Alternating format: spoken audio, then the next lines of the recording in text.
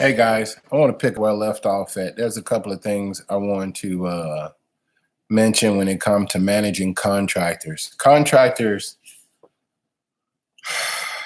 are not your friend. They're just not your friend. They're there to try to get as much as they can out of you, and that's just the name of the game. I've used enough of them to I'm sure of this. One of the ways that you can for sure put a dent in what a contractor plan is and screwing you over on pricing is simply by going to Lowe's and Home Depot and purchasing the material. When you're using a contractor, you basically want to make sure that they're there just for labor.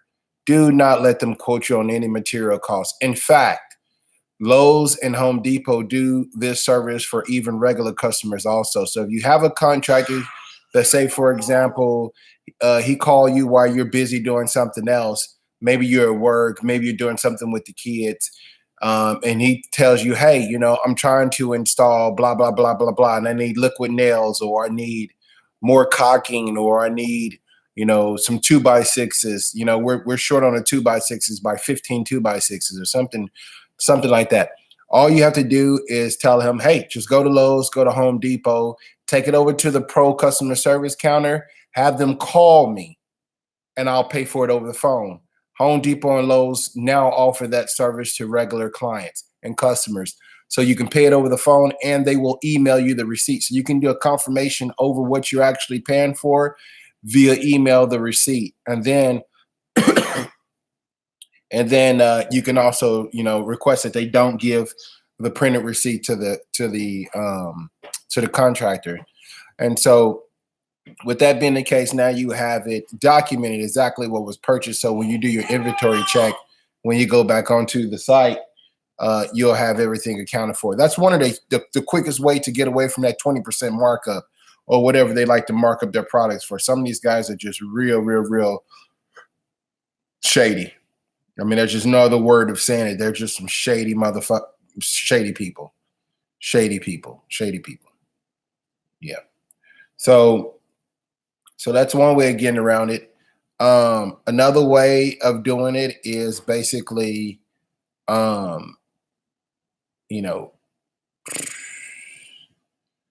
to stay away from the complaints. They'll try to tie you into their emotional situations, their family situations. Try to stay away from all of that stuff. You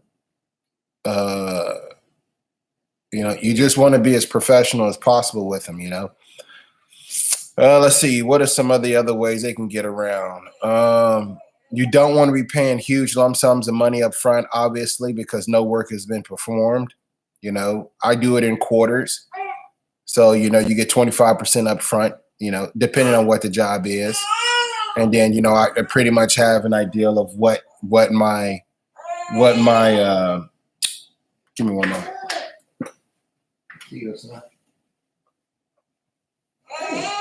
Hey, man. Hey. There you go. I pretty much have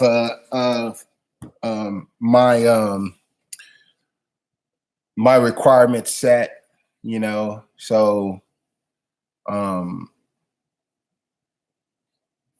you'll pay it in quarters. So you'll pay the other 25% at whatever point, and then you'll pay the other 25%. And then, make sure you hold back some money to inspire them to finish the job. So that's all gonna be tied into contractors management. You kind of want to stay away from one contractor saying that he can do the entire job. You want to avoid those kind of contractors. And the reason being is because it's so easy to get too involved with that contractor. And then no one does a good job on everything. So there's things that they really master, and then there's some things that they just know how to do. And so it's going to be important that you do source out other contractors that does, other things. And that kind of competition also makes sure it also, helps with with making sure your job is completed.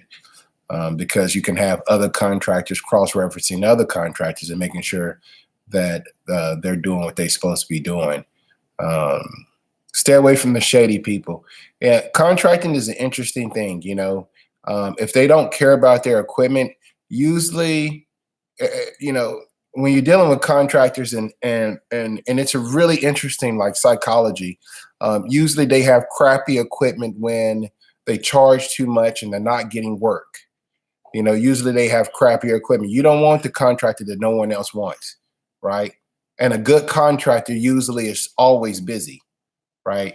So you want the ones that are always busy, but stay away from the ones who just really, unless you're like old school. Old school, if you're watching this is definitely not to you, man. I wouldn't know anything that I know without you, big dog. And this definitely does not apply to you. And the Lord knows that I appreciate you for everything that you've taught me, shown me, and been there with me. But everyone doesn't have an old school, so I'm going to talk about this in accordance to what most people are left dealing with. But with that being said, if contractors, don't old school always had new equipment. But if old contractors are using the first generation of Ryobi tools,